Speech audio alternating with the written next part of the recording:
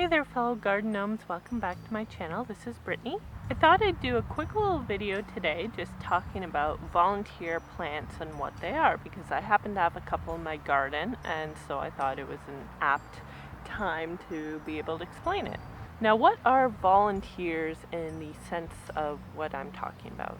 They're plants, specifically edible plants, that have popped up in the garden as a result of some other process other than you actually planting them. Of course, some of my permaculture friends might have a little issue with me specifying edible, because there are certainly other plants that can be useful for pollination purposes or whatever, but just for simplicity's sake, I'm going to just refer to edible plants as volunteers and non-edible plants or weeds as just weeds.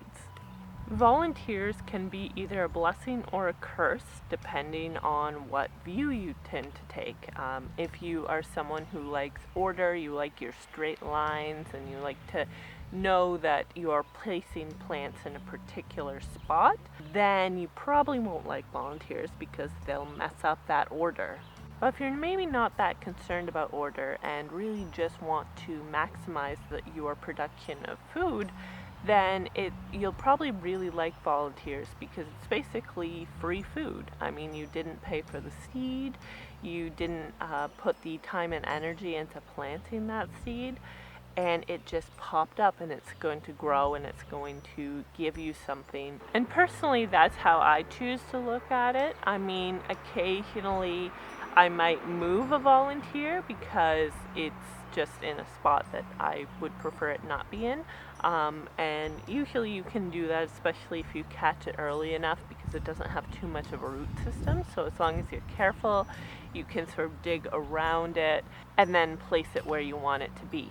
Now, volunteers can end up popping up in your garden for a couple of different reasons. Sometimes if it's in the form of potato plants, it's really easy to have that happen, because since the potatoes grow under the ground, when you dig them up, it's possible that you end up missing one, and it gets left in the ground, and what it'll do is it'll go dormant through the winter, but then in the spring you'll end up with a potato plant there.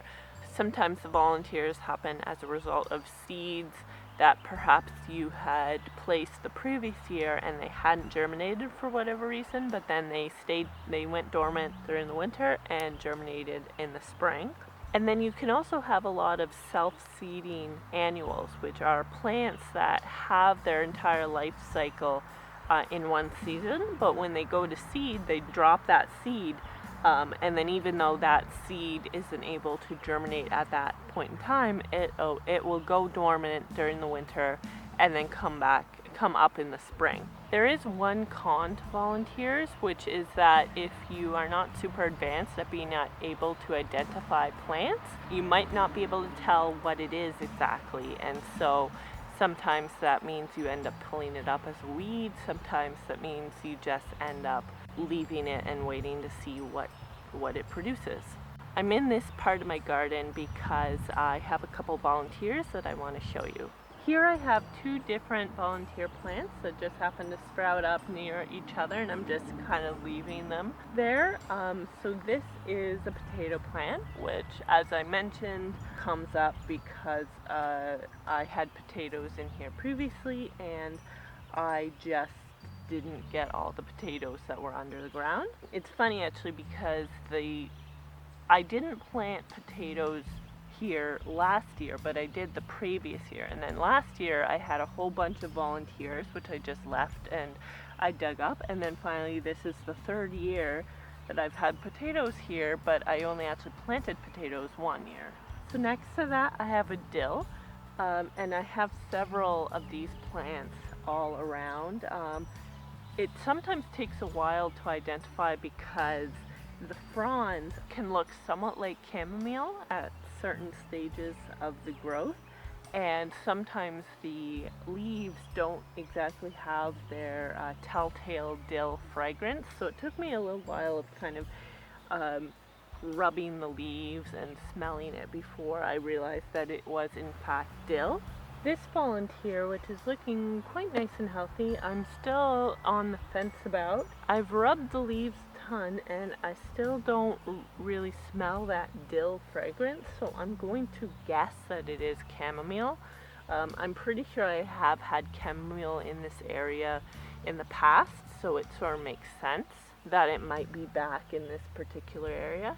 So from that chamomile, I'll just move it and show the dill. That is volunteer dill. I'm definitely getting the sense now of what exactly the difference between dill and chamomile is.